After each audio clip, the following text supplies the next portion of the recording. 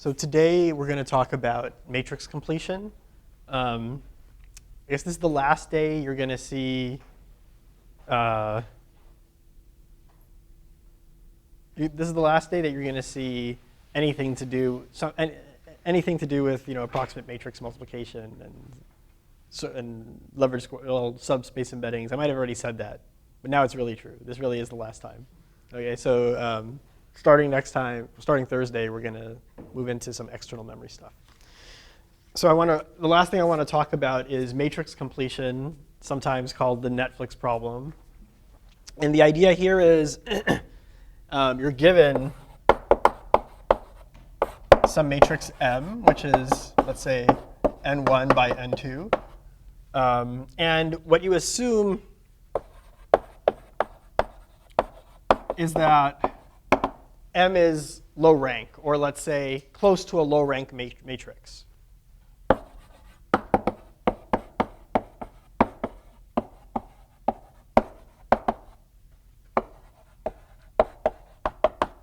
Okay, so sort of like compressed sensing, right? You assume it's close to a sparse vector and you want to find it. Today we're just going to talk about the case where M actually is exactly low rank, rank R. I'll say a few words. I mean, the algorithms that I'm going to mention also extend to the case where it's approximately low rank and you want to recover a good approximation. And the idea here is now, let's say M is, so it's N1 by N2. Both of those are huge.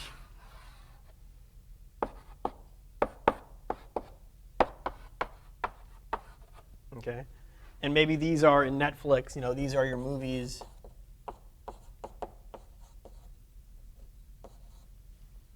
And these here are your users. Okay. And you imagine that this factors as, this is low rank, let's say. So it factors as this.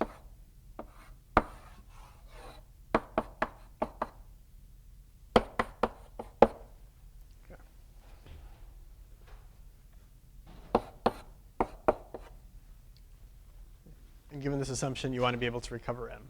Okay. So the idea with Netflix, I think I might have mentioned this before, is when we were talking about low rank approximation, is maybe each user has a rating for every movie. Okay. So a user is actually this N2 dimensional vector, but you assume that there are a few user types. And each user is actually a linear combination of these basic types.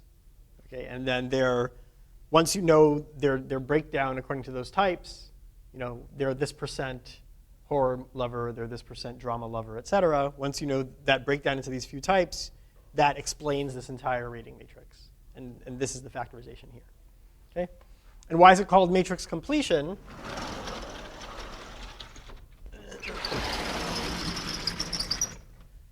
So I lied a little. You're not actually given M. You're actually given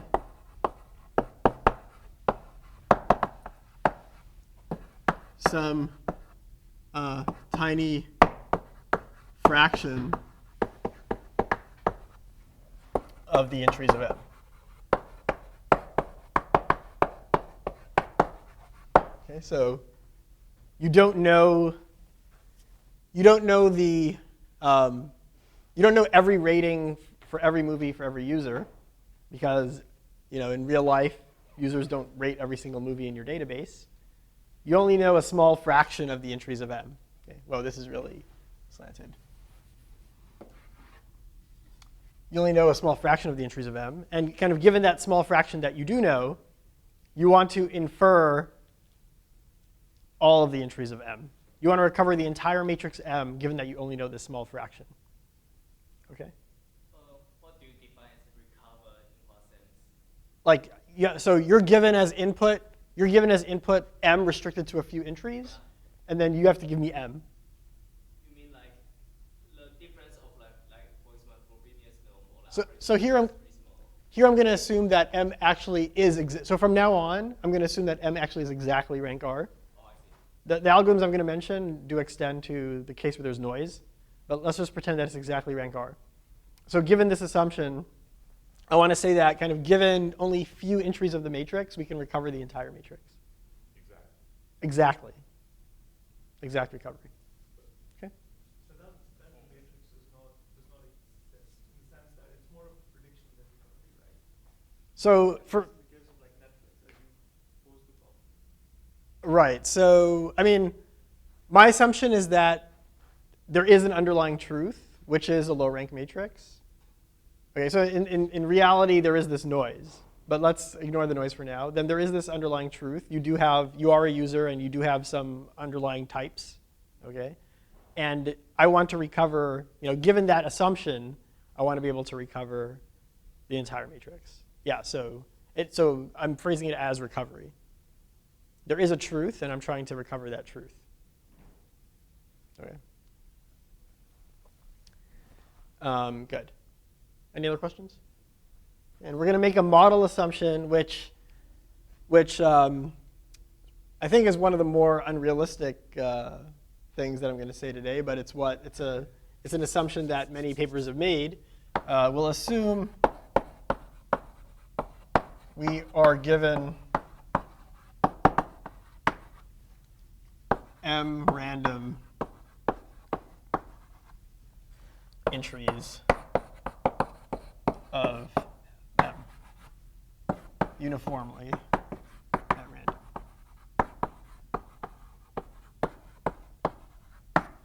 Okay. So what's revealed to us is just a random collection of m entries in this matrix.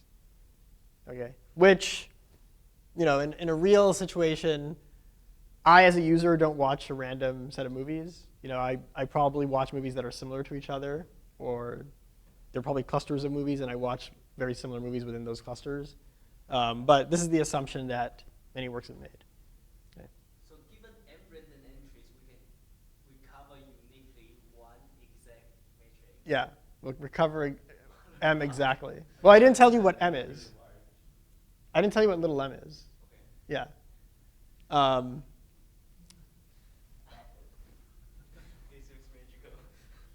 Right, yeah. I should mention that there is work on adversarial recovery.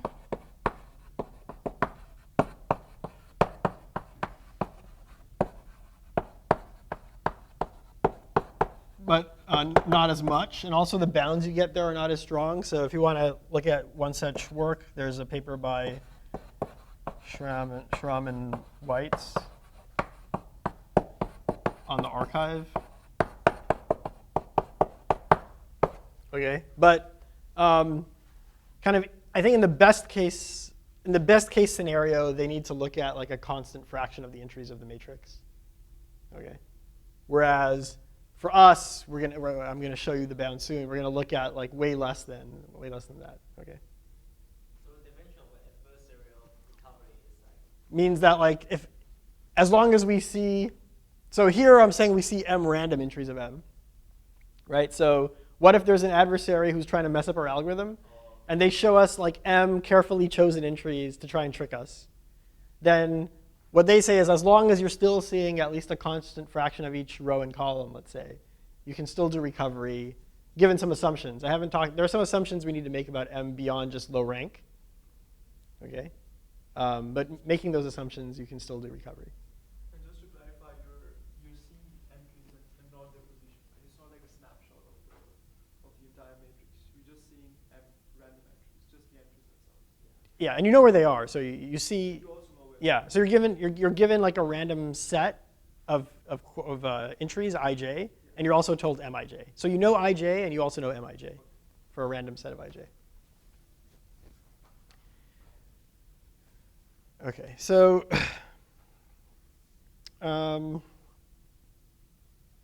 good. So let me tell you more about the assumptions.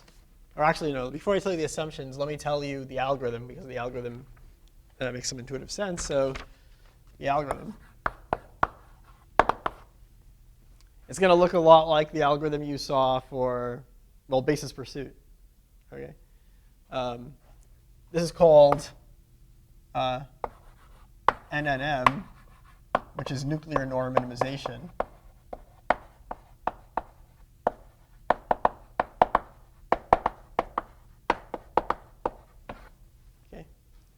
So the ideal thing you'd want to do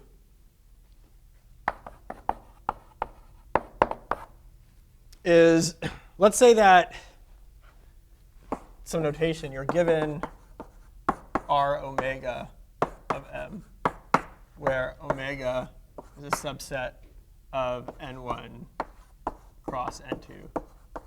Also, from now on, N1 is equal to N2. So I'm going to assume that M is a square matrix. It doesn't really affect anything I'm going to say. It just makes less, it allows me to write less subscripts. Okay, so. And R omega of M is the restriction of M to entries in omega. Okay, so everything that's not an omega gets zeroed out. So the ideal thing I'd want to do is, compute the argmin over x of the rank of x, subject to the constraint that R omega x is equal to R omega M. Right? That's what I'd like to do. I'd like to find the lowest rank matrix that agrees with my observations. Unfortunately, this problem is NP hard. Right? This looks a lot like the idealized version of basis pursuit, where I'd minimize the sparsity subject to equaling my observations, my measurements. So we're going to relax this to a convex problem. Before we relaxed support size to L1 norm, just because L1 norm was like the closest. Imagine you put a P norm there. Kind of LP only starts being a norm when P is at least 1. So that was sort of like the minimally, like the best convex relaxation we could do for the 0 norm. Okay. So based on that kind of loose intuition, what do you think we're going to do? Well, actually, maybe the title of the name of the algorithm might suggest it. But kind of one way of viewing rank is the number of singular values of the matrix, right? If you take the SVD. So then, what do you think we're going to do for the actual N&M? Yeah, the L1 norm of the singular values, which is usually called the nuclear norm. Okay, so the actual nuclear norm minimization is argmin of the nuclear norm. So this is the sum of the singular values, such that R omega x is equal to R omega m. Okay, so I'm not gonna cover this in class, but it turns out that this optimization problem can be phrased as an instance of something called semi-definite programming. Okay, so I don't want to dwell on that. That's not what this class is about. But the point is that there are polynomial time algorithms that can solve SDPs, semi-definite programs, up to arbitrary precision, and the runtime depends logarithmically on precision. Okay, so this is a semi-definite program.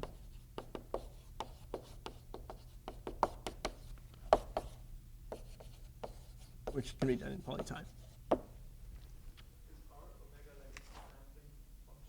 So R omega, you should think of R omega as like a linear operator. So it takes as input a matrix, and then it spits out that matrix with everything not an omega zeroed out. Okay. So in particular, if you think of, so now n1 is equal to n2. If you think of m as like an n squared dimensional vector, then R omega is an n squared by n squared matrix, which is a diagonal matrix. Okay, and the entries corresponding to omega are 1, and the entries corresponding to things outside omega are 0. So it just zeroes out certain entries of m that are not in omega. Okay, and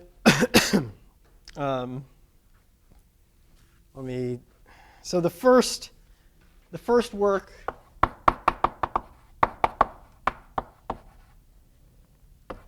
to give kind of a rigorous analysis of nuclear norm minimization is rect Faisal Perillo.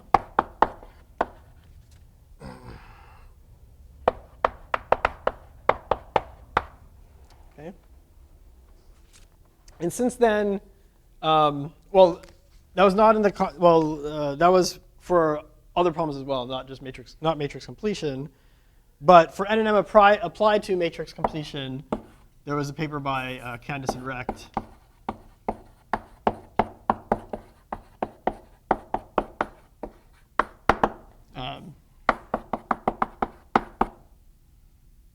First good analysis, rigorous analysis of N&M for matrix completion.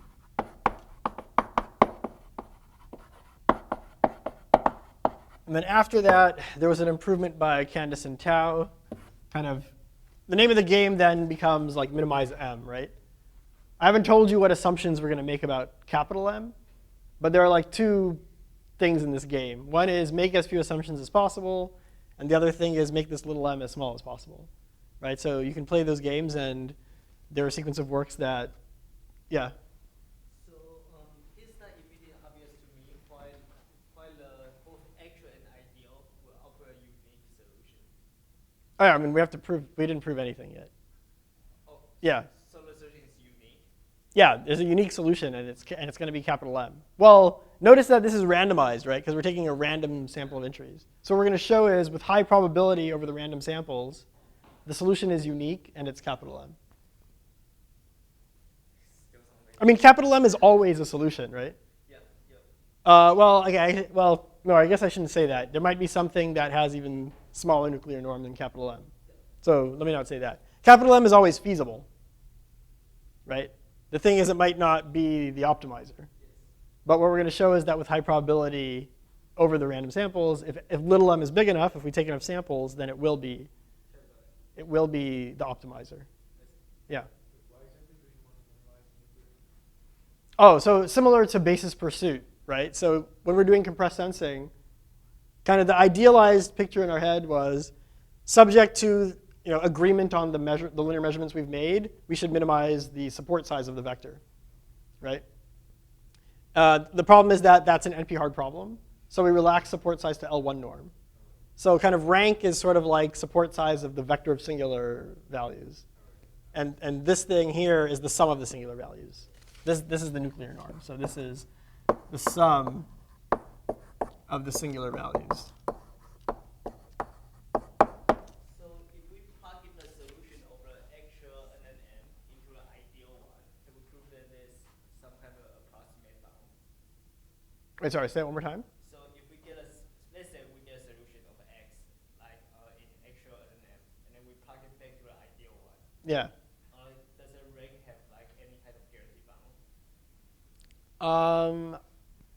Well, yeah, I don't know about that, but I mean, what we are going to show is that M itself is the optimal thing here, right? So, I see. yeah. That's enough then. Why is the matrix with the lowest rank the most optimal solution to this problem? I mean, that's the main theorem that has to be proven. Yeah.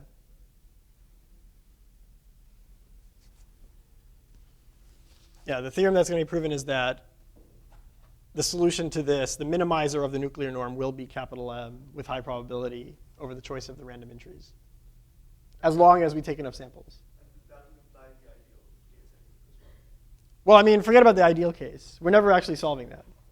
This is the thing we're actually solving, and what I'm saying is this will give us capital M with high probability, and that's all I care about.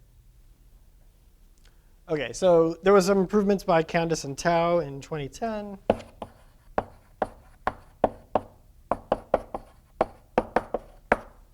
And then also by Keshavan, Montanari, and O, and also in 2010 and 09, I guess it seems, or 2010. And finally, there's also rect, bedrect,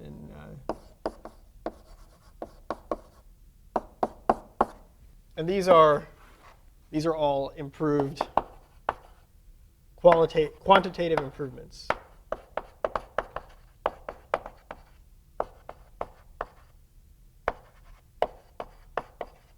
And I guess maybe also you can, I mean, better little m and also fewer assumptions. And today, I'm gonna give you this analysis for this paper. Okay, and this analysis is actually based on work in quantum tomography by Gross. Okay, so it turns out, I mean, actually, the last time I taught this class, there were 2 quantum tomographers, postdocs, who attended the class specifically for these lectures because apparently it's like, I'm not a quantum person, but apparently some of the stuff they do is like exactly the same problem or very similar. I mean, the little I know here is basically you have some quantum state and you want to like recover it using a few measurements. I mean, it sounds sort of similar to.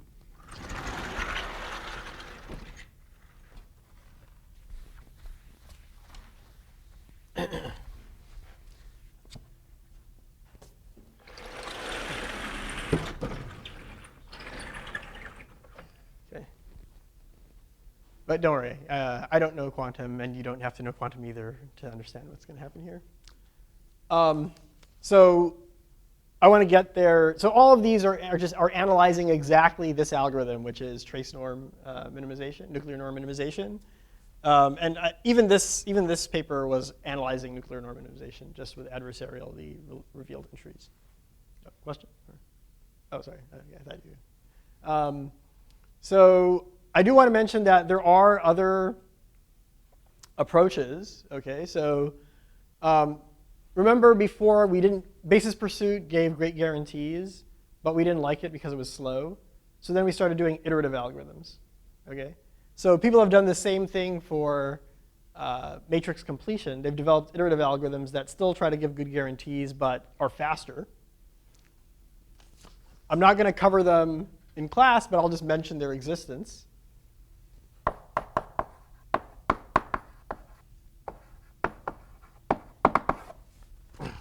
Actually, there are a few. So one is something called, so there was this paper by Wright,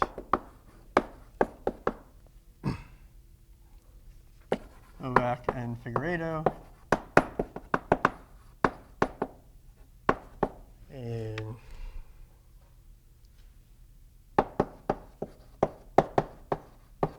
And the algorithm is called SPAR-SA.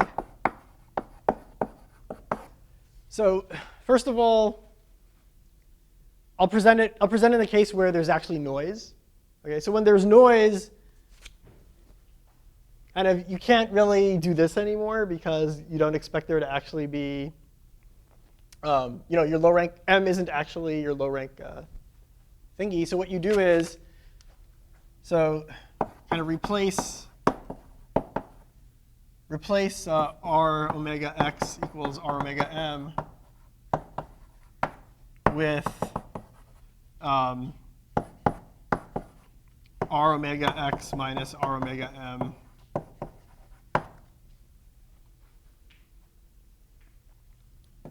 Frobenius norm squared is at most delta. Okay, so delta is like some parameter, and then you have to, and the quality of what you find depends on delta. But this is what you do.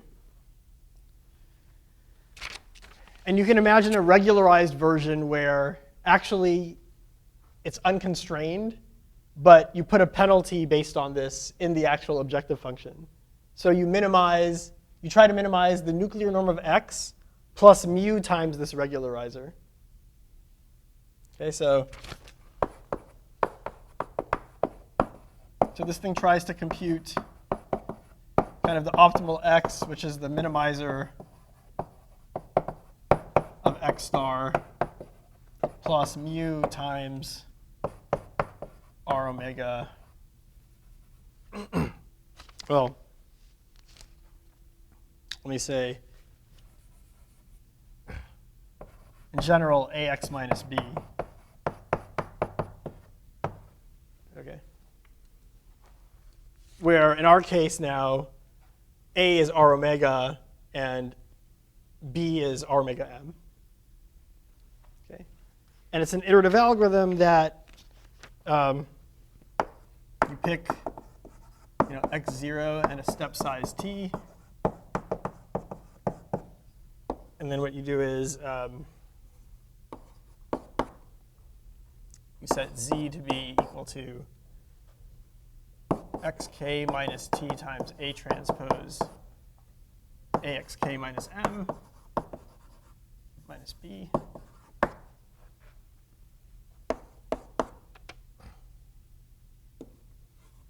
U diag s v transpose is now the SVD.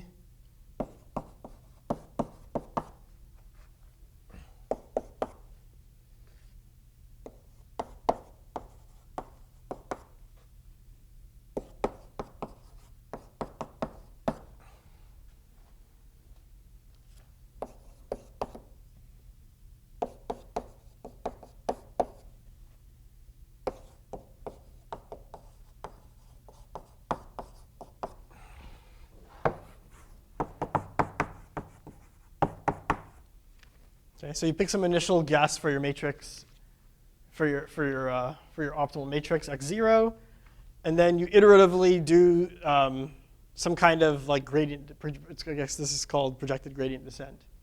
Okay, which looks the first step looks similar to gradient descent for least squares regression, which we covered earlier in class.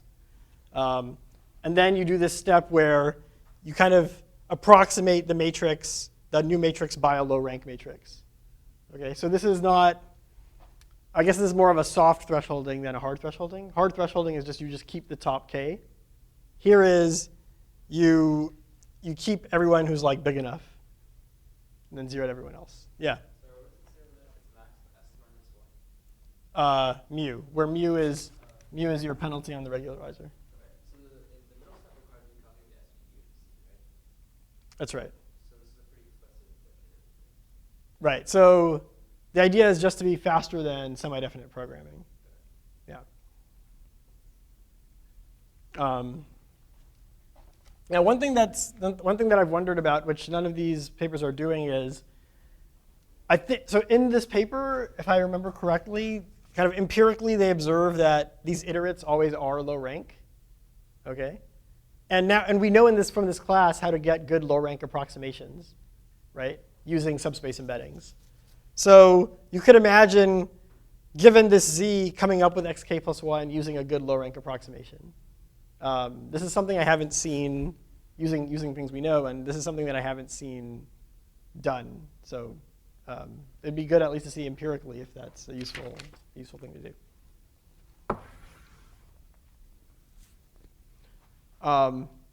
Another algorithm is called alternating minimization, which I think is which is also a very popular way to solve matrix completion, minimization. And the basic idea is you say that your matrix M is approximated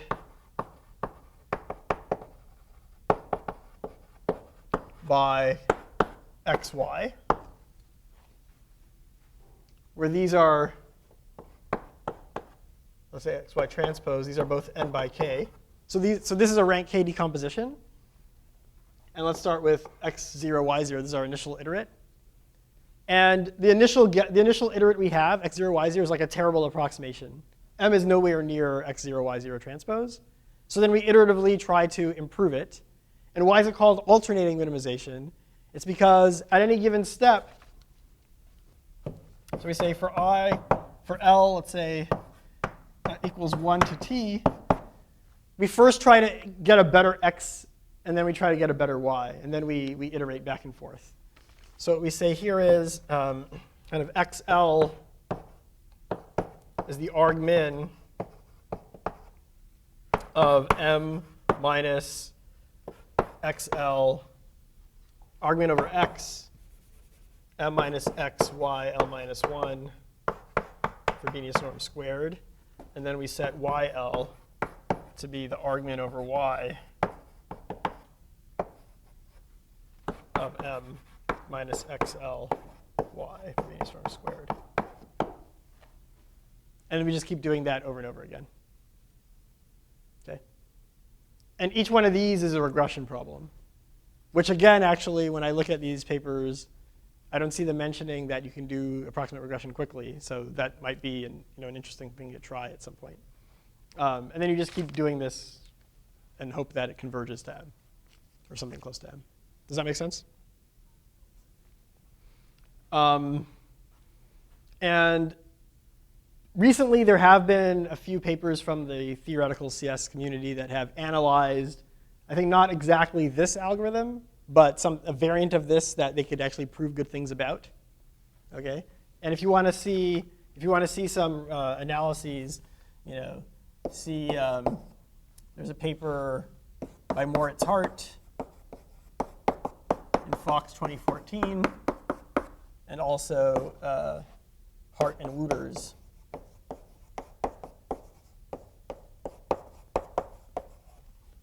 In Colt 14. There are some other works too that I could be mentioning, but I don't want to spend all day writing references. You can go look in there. Is there an obvious rationale why we're for the penalty? Why we put the penalty? Yes. Oh, I see. This penalty here. So, I mean, it's there's some kind of equivalence between basically an unconstrained problem where you regularize and put it in the objective function versus the constrained problem where you just constrain that this thing is at most some value delta. So I guess the way that this paper is written kind of attacks this version of the problem, but you can think mentally that it's the same as this. Okay, so the reason I changed from this to this is because this thing kind of naturally handles noise. Okay. And in general, by the way, like these papers, like for example, the rect paper that I'm about to present, if you look at this N&M, but where you replace this by this kind of constraint, then he also shows that this can handle noise, where M is actually a low-rank matrix plus noise. And the penalty is as a consequence of you trying to handle noise. Yeah, that's right. It's just like in math, you have like a laboratory time. So yeah, I mean, you should think of kind of the noise as, I guess, as being on the order of delta. Well, as being on the order of delta in the Frobenius squared. Something. Yeah. Okay. So I think now what I should do is maybe actually get into the analysis of rect. Okay. So from now on, we're going to do some analysis, some analyzing of this thingy. And before I do that, I want to just prove one kind of math fact, and then we're going to use that in the analysis. Okay. So fact.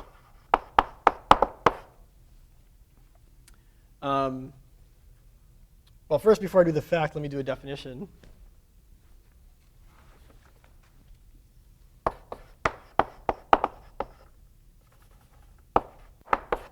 Which is that the dot product between two matrices, A and B, is equal to the trace of A transpose B,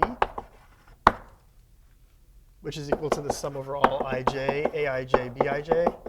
It's like dot product of vectors, where you treat the matrix as a vector. And then fact,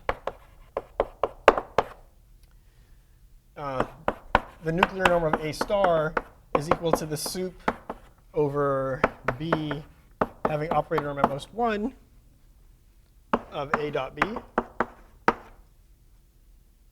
So what this means is that kind of Schatten 1 and Schatten infinity are dual norms Okay.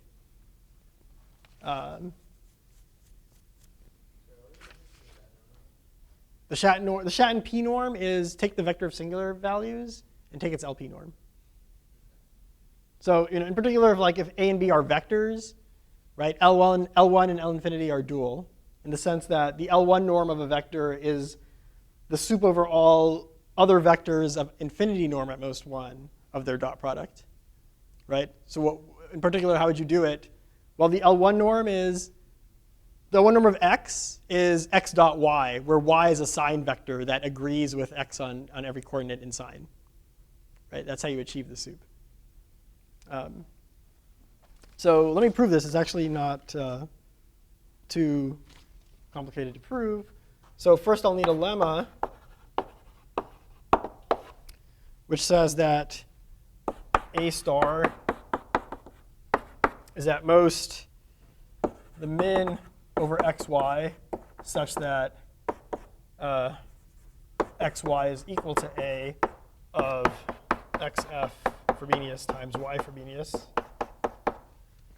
Oh, this is actually equality, which is equal to the min over the same stuff of 1/2 x Frobenius squared plus y Frobenius squared. Let me call this, A 1, 2, and 3.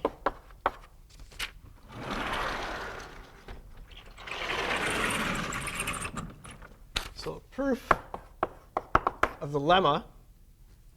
So 2 is less than or equal to 3 is just AMGM,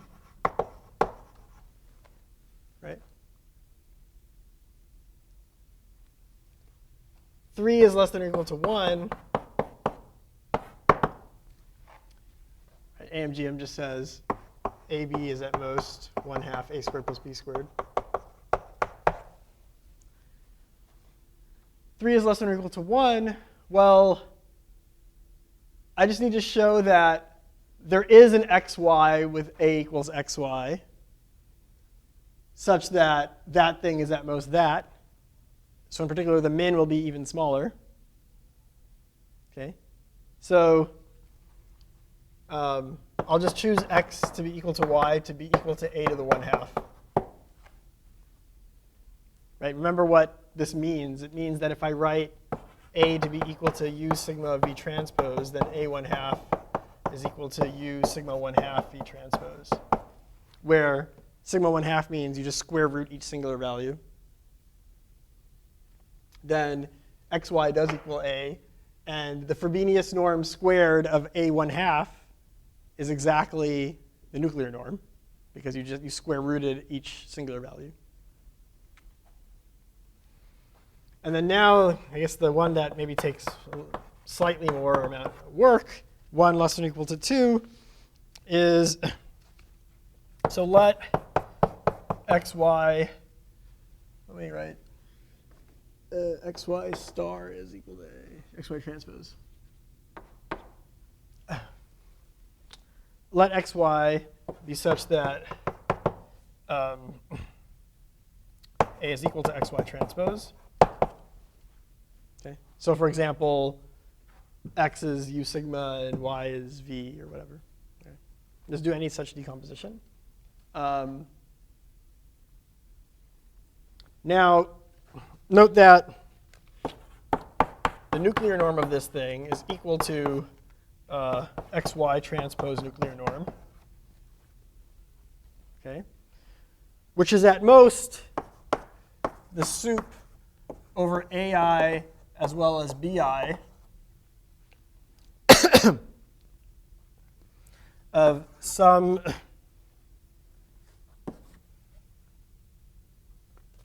xy transpose AI BI, where AI and BI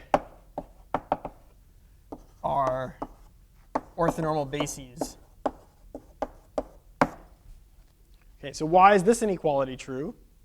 So to say that this is at most the sup over all orthonormal pairs of orthonormal bases of this, I just need to exhibit one pair of orthonormal bases where this is actually at most that.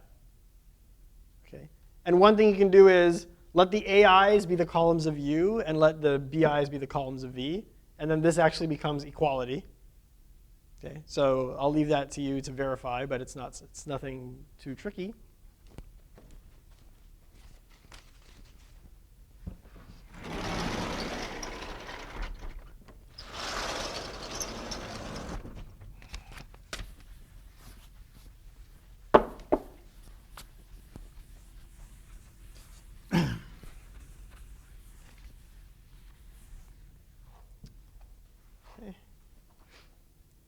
And then now what I'll do is I'll move the x over. That's equal to the sup over all those a's and b's of the sum over I y transpose ai dotted with x transpose bi.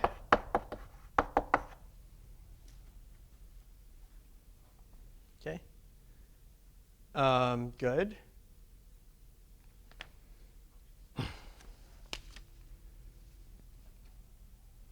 So now these are just vectors. So now I can do Cauchy-Schwarz.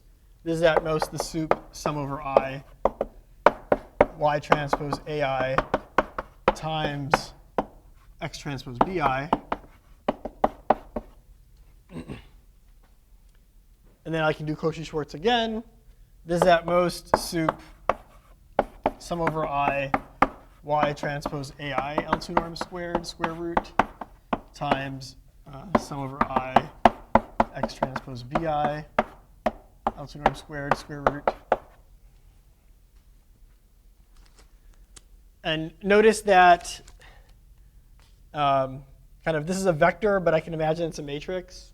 So then this thing here is the trace of ai transpose y transpose ai.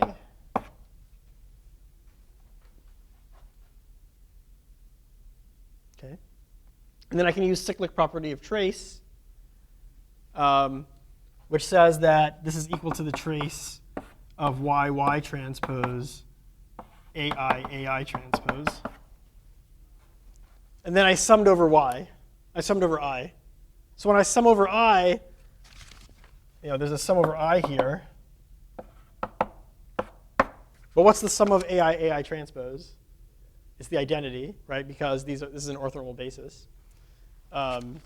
So this is the trace of y transpose, which is exactly the Frobenius norm squared. So this is equal to the Frobenius of y times the Frobenius of x. Okay, so we've proven the lemma. Okay, so those three quantities are all equivalent ways of writing nuclear norm.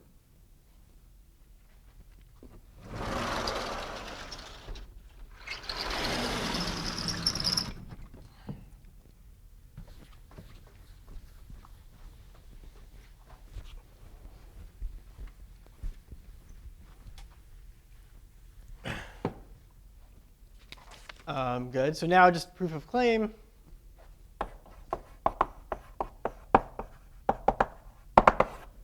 Again, we'll show that both, like the left side is at most the right side, and the right side is at most the left side. So left-hand side is at most the right-hand side. So which B are we going to choose?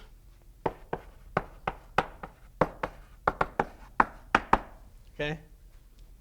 So you can do a computation and see that if you choose B to be this, then in fact you get the nuclear norm. So the sup can only be bigger.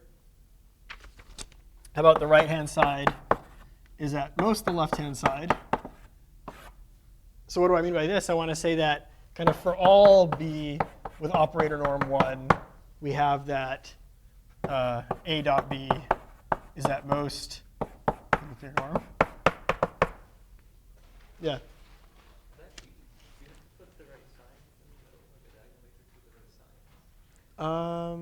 Do you? Well, the singular values are all positive.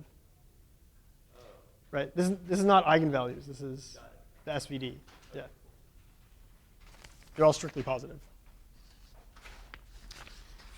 Okay, good. So how are we going to show this? We're basically going to use the lemma to say that this thing here is equal to xf times yf for some x and y. Okay? So then now, let me also write the SVD of B. Sorry for the double notation. This is at most sum over I sigma I ui vi transpose, where for all I sigma I is at most 1. That's B, right? Because it has operator norm. It has operator norm at most 1. Let's see. So then now we have that A dot B is equal to xy transpose dotted with sum over I sigma I ui vi transpose. This is B, and that's A. Okay. Which is equal to the sum over I sigma I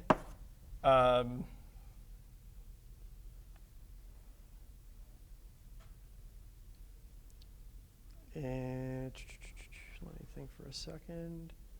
So I guess I can write this as y transpose vi dotted with x transpose ui.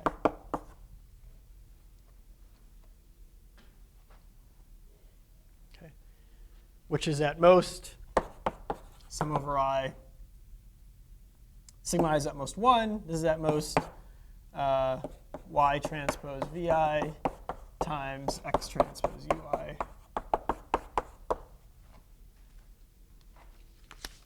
Okay? And then you do the same tricks as before. You get that this thing is at most Frobenius of y times Frobenius of x.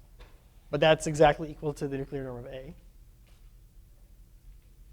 Okay? So we've proven that the dual norm of nuclear norm is, in fact, operator norm.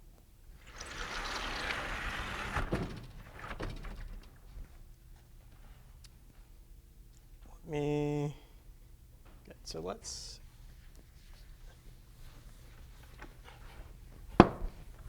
actually now do something.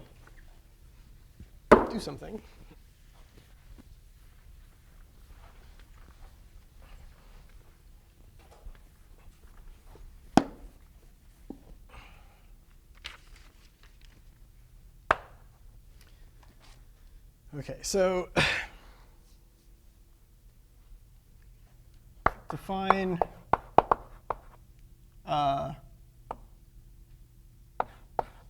so from now on, so now we're going to do the actual analysis.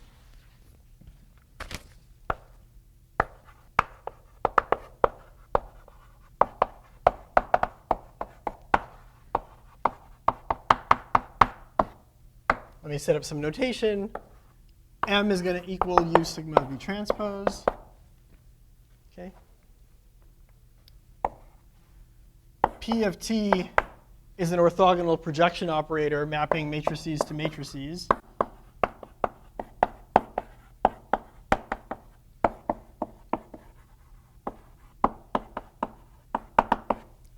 And then PT bar, T perp, I guess I should say, PT perp is the orthogonal projection to the complement. Okay, so what do these things do exactly? What are they projecting to? So PT, if you feed a matrix into PT bar, it makes sure that the output has rows and columns that are orthogonal, orthogonal to U and V, basically. So PT bar of a matrix A is defined to be identity minus projection onto U. A identity minus projection onto V. By projection onto V, I just mean VV transpose, and this is UU transpose. Okay. And then PT of A is now equal to A minus PT perp A. Okay. So you can see that these are linear maps, right? So in particular, you can express the action of PT and PT perp by a matrix, which is n squared by n squared, right? Just think of the input matrix A as being like this n squared dimensional vector, which these matrices are operating on. I'm not going to explicitly write down PT and PT perp, but they are linear operators, right? So you could write down a matrix. Okay. And also, you can see that they are orthogonal projection matrices because PT squared is equal to PT. If you apply PT to a matrix twice, you get back just one evaluation. So these are orthogonal projections. Yeah? Wait, so they're like linear maps, but is that dependent on the rank of n? Like, how do you calculate I minus piece of u that knowing what like n is? Or would that matter what you use? Oh, I mean, nothing I'm saying is algorithmic. I'm not saying you're computing anything. I'm just making definitions. Right, but like so PT perp, right? Yeah. That's a matrix that you apply to A. But that's dependent on the value of A, right?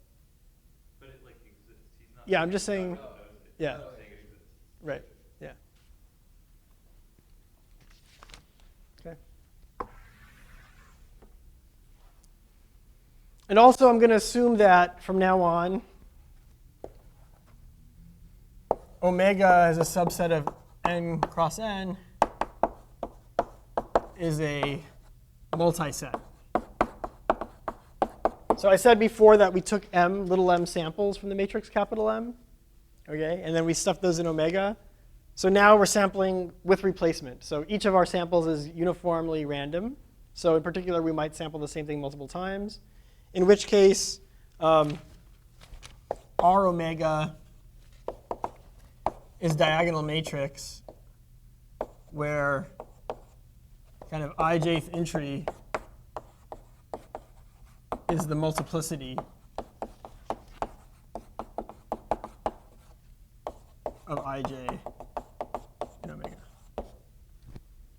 Okay. So if we analyze this, right, if I guess I erased it. If N&M works kind of with this R omega, it'll definitely work where you actually sample m people without replacement because you're only seeing more of the matrix, right? This is potentially only letting you see less of it. Okay. So formally, the success probability under this model can only be worse than the success probability in the actual model where you're seeing m guys without replacement. Okay. And then now, let me make two more definitions. Let me say that kind of mu0, first of all, mu0 of A of u is equal to n over r times the max leverage score of u. And similarly for v. Remember leverage scores? They're the squared row norms of u. And what's the smallest that a leverage score can be? The smallest that a leverage score can be is r over n. Because if you take the matrix U, its Frobenius norm squared is r. And there are n rows, right? So kind of the best case is that all the rows have squared norm exactly r over n. Okay. But for example, if one of the rows of U is like a standard basis vector, you could be in a situation where the maximum leverage score is 1, in which case mu0 is large. So so we know that kind of 1 is at most mu0 of U is at most n over r. And also let's define mu1 to be equal to the infinity norm of UV transpose, which is the max over ij of UV transpose ij.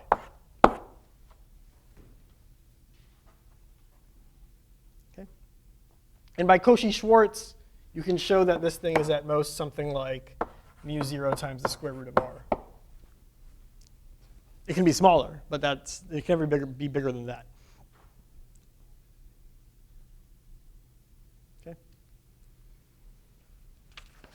And the theorem is that we get recover M with probability 1 minus 1 over poly n if M is at least something like some constant times the max of mu1 squared, mu0 times something like nr log squared n.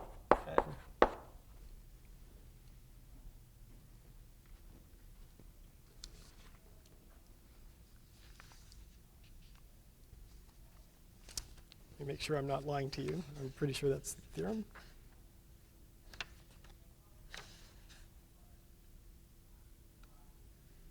Yeah. Okay. So you said it needs the same definition of U naught, but you haven't used it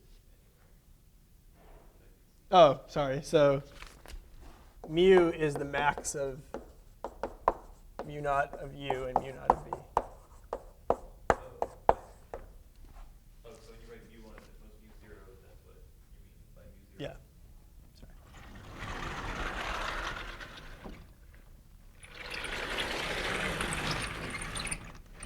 And you're going to see in the analysis exactly why kind of mu0 pops up. It's exactly because of leverage score sampling for approximate matrix multiplication, which I guess you analyzed on. Is it the piece that's due tomorrow? No, it's the piece that was due last week. Yeah, okay. Or the week before.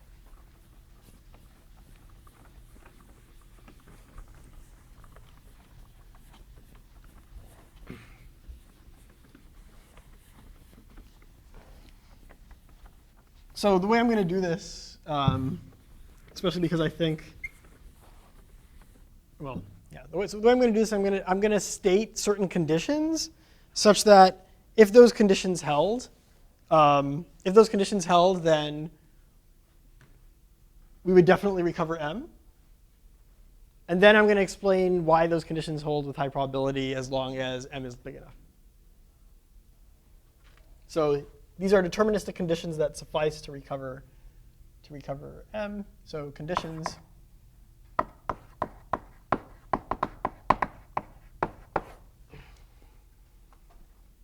So the first one is going to be that n squared over m times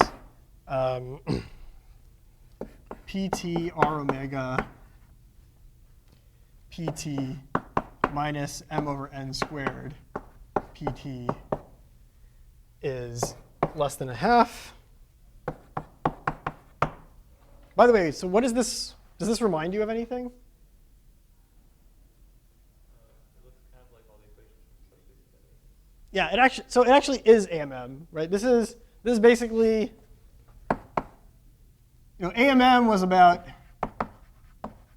AMM looked at something like pi A transpose pi B minus A transpose B, right?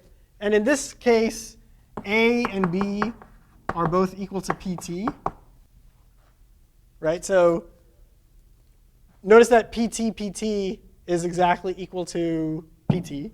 So this is just PT. And then here is basically saying that kind of pi is equal to r omega to the 1/2, right?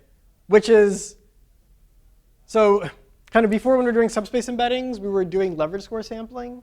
And if you remember, kind of the diagonal matrix we had 1 over square root of pi, right? So here pi is uniform because we're doing uniform sampling, right?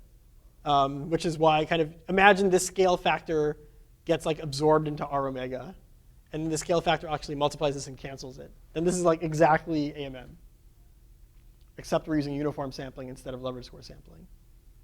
Okay? And that's just so we can have a simple model for which entries we see. Yeah, exactly. That's so we can have a simple model for which entries we see. And that's exactly why kind of we want, so the proof is basically going to say once these conditions hold, we recover M.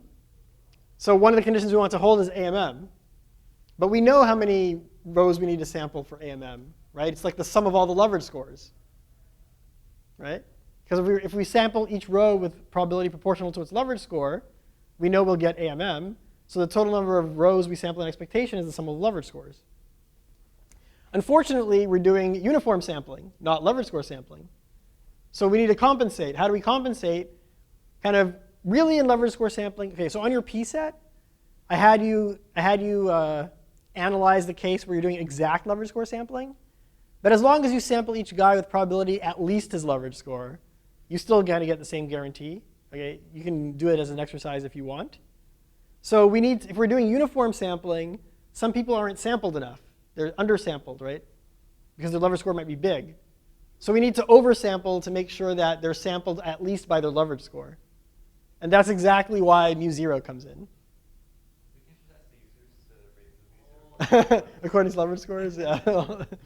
Right, yeah, unfortunately. Yeah.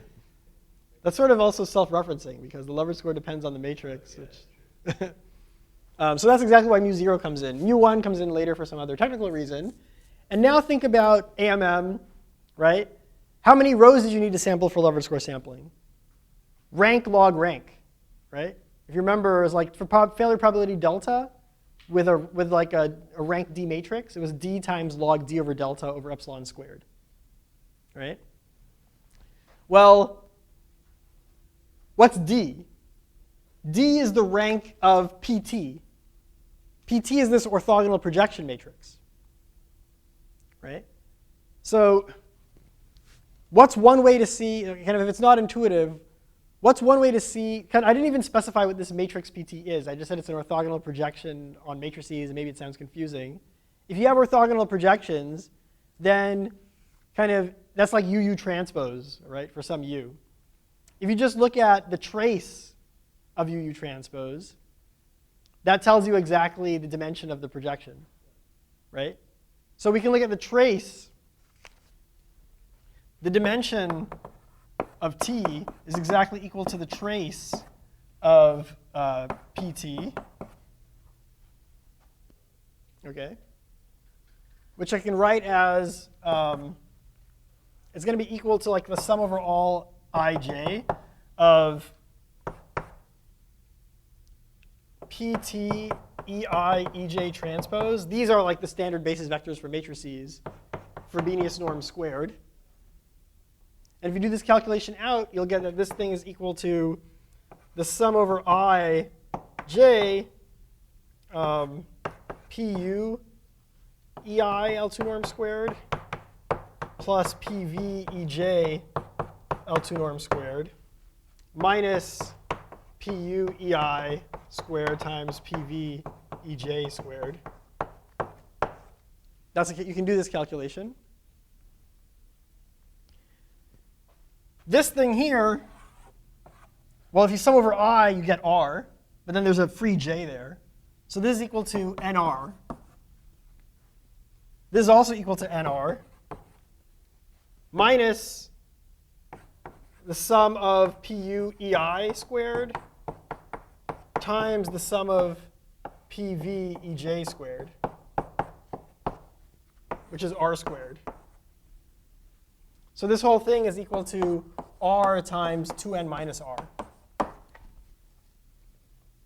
which is sort of like the degrees of freedom in this whole problem, right? So if I tell you that the matrix M is a full rank matrix, R is equal to n, this is equal to n squared, right? Your matrix M has n squared entries, so you need to tell me all n squared entries of a full rank matrix to specify it exactly. But if your matrix only has rank R, this is telling me that really there's only like nr degrees of freedom. You can tell me nr numbers, roughly nr numbers, and those specify the matrix to me, which makes sense. What do you have to tell me? You have to tell me the entries of U, the entries of V, and the singular values. And that specifies the matrix, right? So when you look at this thing, you need mu0 to basically convert uniform sampling into leverage score sampling. You need nr, which is the dimension. And then you need an extra log of nr, but log of nr is like log n, because r is at most n. And then in Recht's proof, there's an extra log n that he just needs to make his analysis work. Okay. So in fact, I think he poses that as an open question in his paper, like, do you really need my extra log n? And he also needs this extra mu1 squared. But, OK, so anyway, I went off on a little bit of a tangent, but just to give intuition. So this is condition 1.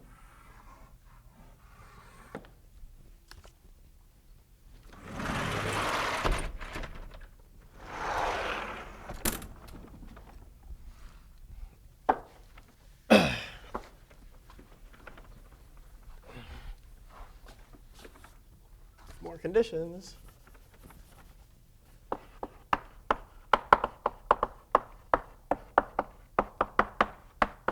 Condition 2 is going to be that the operator norm of R omega is like at most a constant times log n. This is basically just the turnoff bound. R omega is a diagonal matrix, right? R omega is this sampling matrix that tells you which entries you keep. And I said it's a multi-set.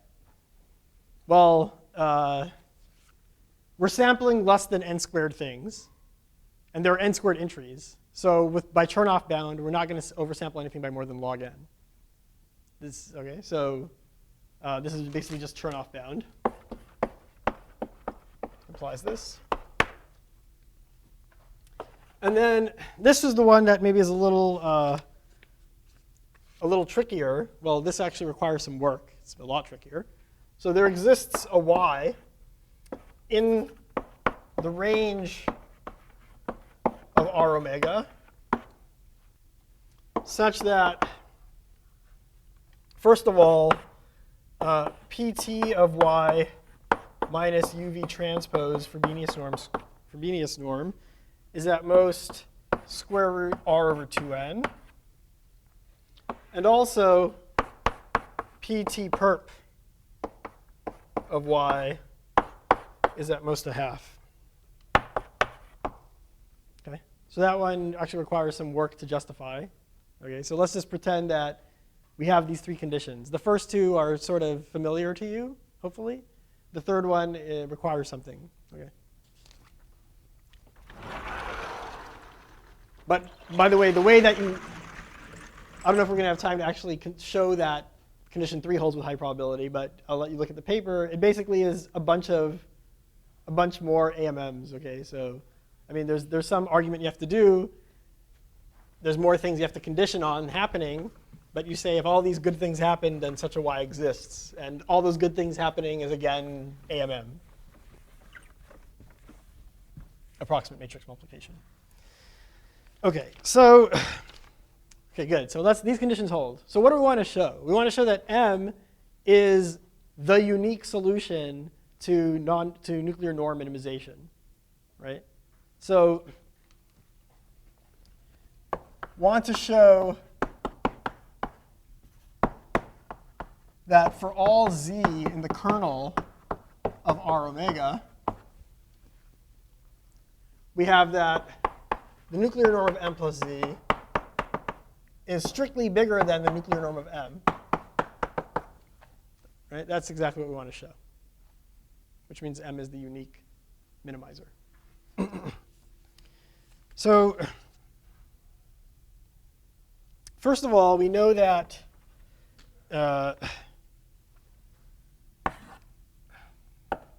zero is equal to the Frobenius norm of R omega z. Okay, which is, because this is 0, this is in the kernel, which is at least by triangle inequality R omega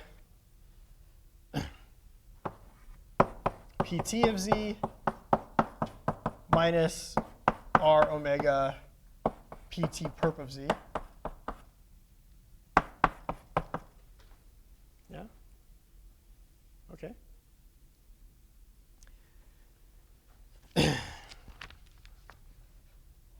And now let me say that R omega pt of z Frobenius norm squared is equal to the dot product of R omega pt of z with itself.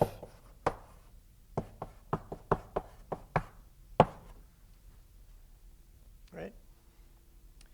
And so this is this is a dot product of a matrix with itself. So we're like summing the squared entries of the matrix, right?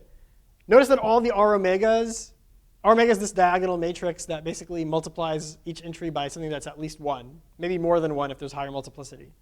So this is certainly at most the dot product of PT Z R omega PT Z. Okay.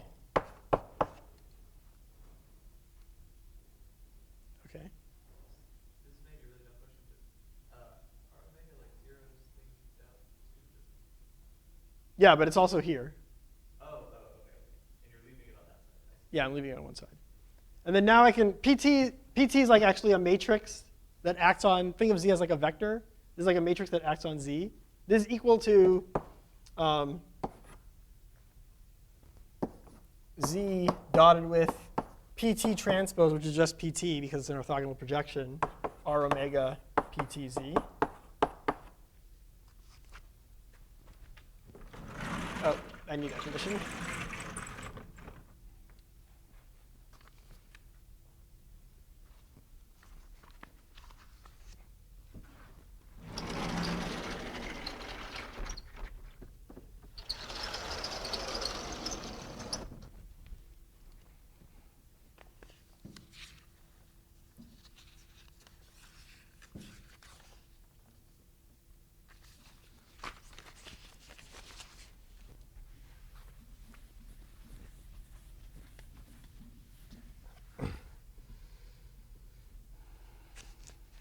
Okay, let me do some funny business. So this is equal to PTZ dotted with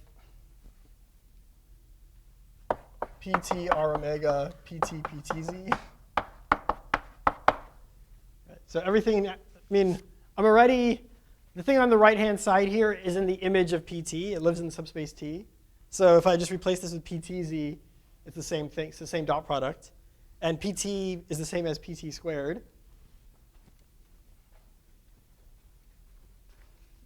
And then now let me write this as PTZ dotted with m over n squared PTZ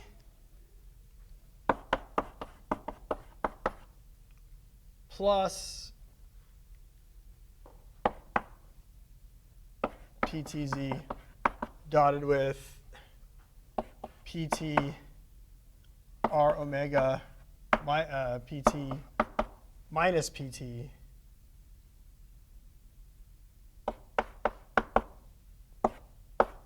PTZ. Where did the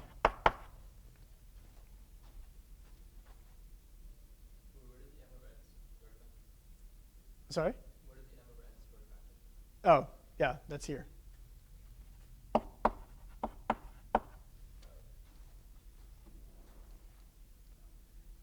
And then now I collapse this again, and then this is equal to PT. Now this is equal to the Frobenius norm squared of PTZ. And it's at least this minus the operator norm of PT R omega PT minus m over n squared PT times the Frobenius norm squared of PTZ.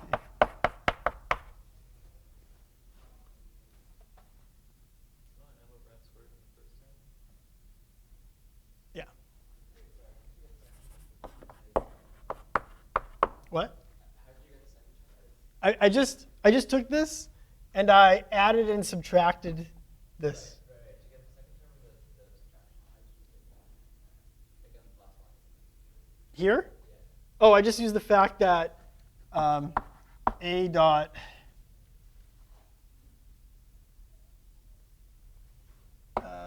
what did I use?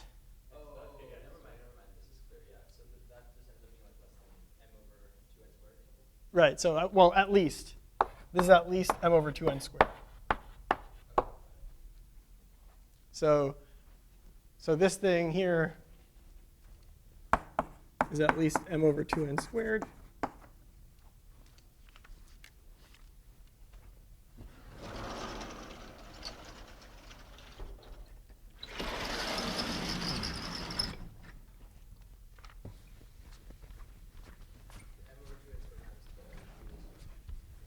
Say one more time. This is a factor like Frobenius norm of BTZ squared, right? Oh, right. M over 2n squared times times PTZ Frobenius squared. Okay. And then I can also get, there's that other term. So that's the first term. Then there's also R omega PT perp Z Frobenius norm is at most the operator norm of R omega times the Frobenius norm of PT perp Z, which is at most log n by one of our conditions times PT perp Z.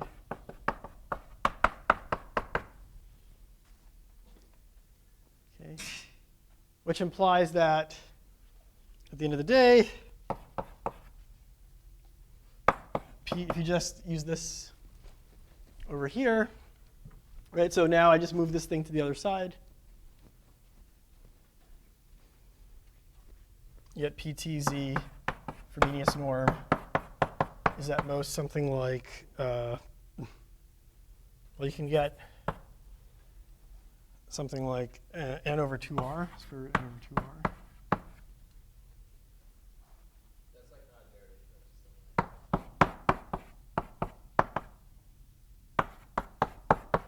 Say that again? That's not something we derive, right?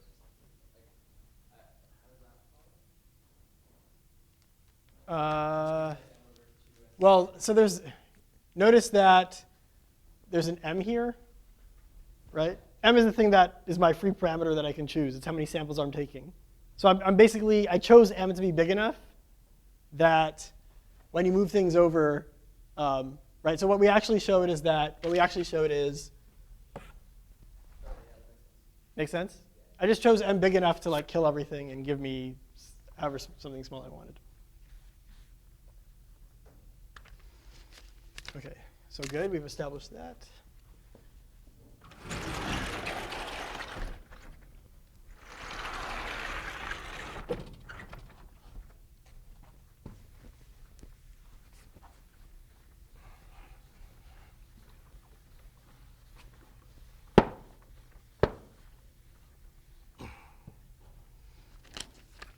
Okay, so we know that the columns of U as well as the columns of V each span a different r-dimensional subspace, or not necessarily different, but each spans some r-dimensional subspace of Rn. Pick U perp and V perp to span the complement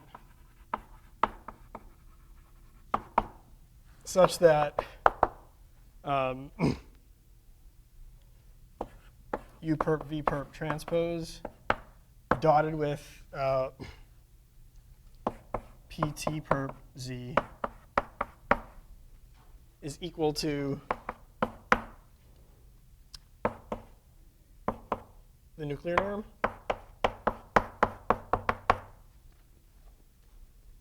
Okay. So remember, by that lemma we said the nuclear norm of a matrix is equal to the sup over all matrices of the dot product, where those matrices should be of unit operator norm. Okay. So to get the best dot product with this matrix, I mean, this matrix lives in the orthogonal complement, right? So you should pick matrices that also live in the orthogonal complement.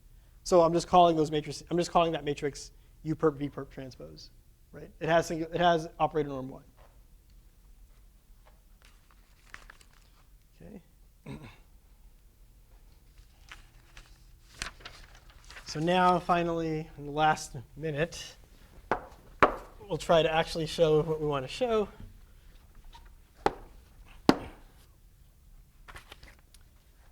So if we look at M plus Z nuclear norm, this is the thing that we want to show is bigger than the nuclear norm of M. This is at least UV transpose dotted with M plus Z, where now U is equal to, sorry, I guess this is terrible notation. So U is actually equal to the matrix UU perp. So let me call it U prime. Okay, and V prime is equal to the matrix VV perp.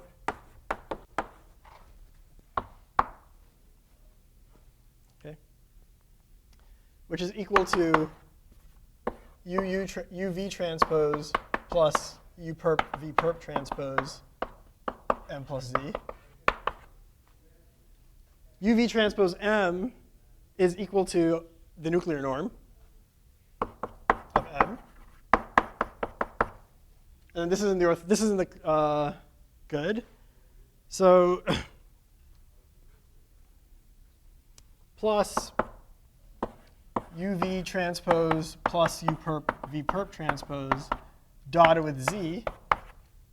And remember I said that there exists this nice Y in the range of R omega?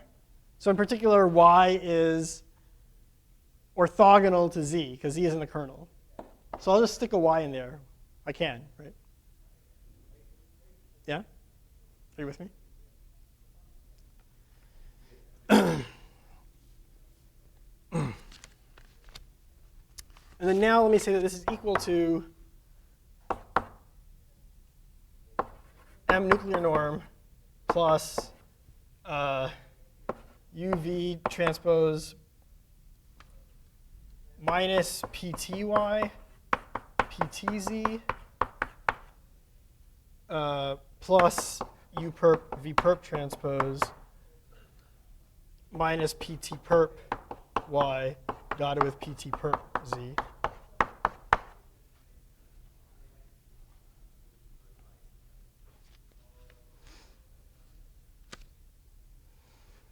And this thing here is at least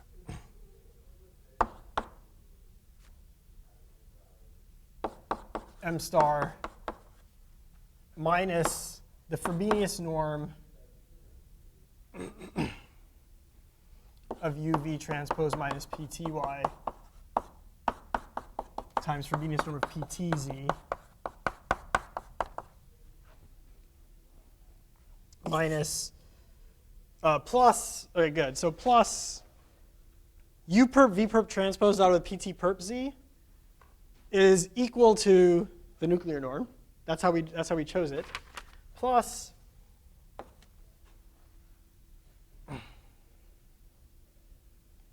the nuclear norm of PT perp Z. And then minus, in general, you have that A dot B is at most nuclear norm of A, or operator norm of A times nuclear norm of B. This is again because nuclear norm and operator norm are dual norms. Minus the operator norm of PT perp Y times the nuclear norm of PT perp Z.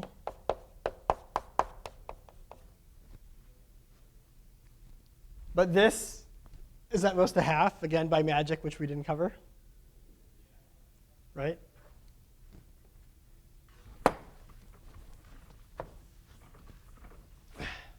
So this is at least M star minus, there's this condition, that thing is at most root R over 2n times this thing here, but we said that thing there is root n over 2r times PTZF. So that becomes PTZF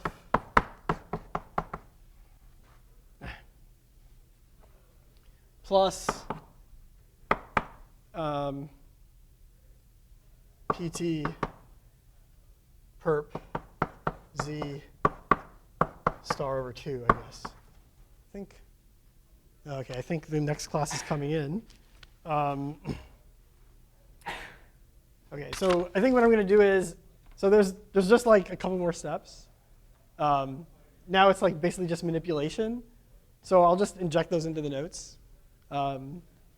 But really, this is almost done. And then really, the name of the game is proving that thing, which I think I'm just not going to do because it's you can always just look at the paper if you really care enough. Okay, so I want to do some other stuff. Okay, so.